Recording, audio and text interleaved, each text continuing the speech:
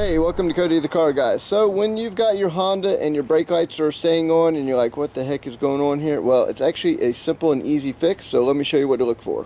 So pretty much when your taillights are staying on, it'll look just like that, and even if you push on the brakes, you know, nothing else is changing.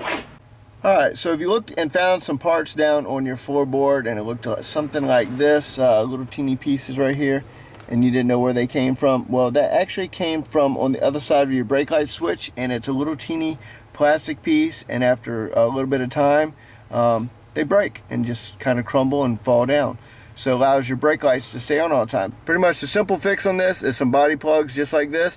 All you're going to do is push the brake lever in, slide it in the hole, and it's done. So let me show you. Alright, pretty much what you want to do is you want to come in there, you want to follow your brake pedal up, and with the brake pushed in, right there you can see the switch. That is your switch right there.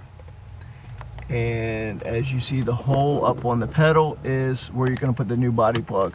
So we're going to go ahead and put a plug in real quick, and I'll show it when it's fixed. Alright, now as you see, when the brake pedal's pushed in, the black body plug is in the hole, and now it's actually pushing back against the switch.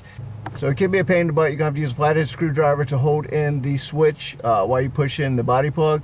The other way to do it is loosen up the your brake light switch and scoot it backwards, put the body plug in the hole, and then tighten it back to where it was. So I hope that helps you guys, and I'll catch you on the next one when the video out.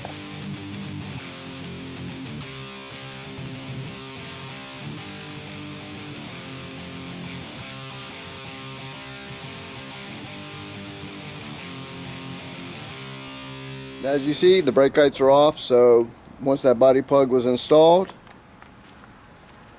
the brake lights are back off and back to working condition. So that's pretty much the simple and easy fix for you on your Honda.